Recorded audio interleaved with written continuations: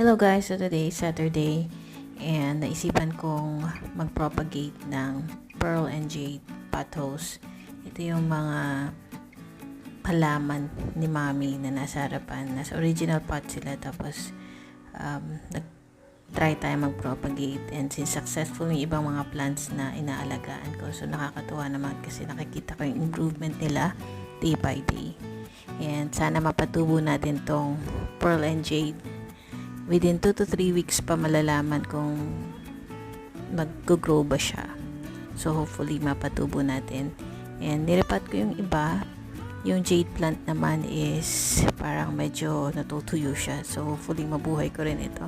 Pero nakakatuwa tong cactus na to kasi nakita ko yung improvement niya. And, ang maganda lang sa mga ganito, hindi kailangan diligan araw-araw. As in, once or twice a week lang.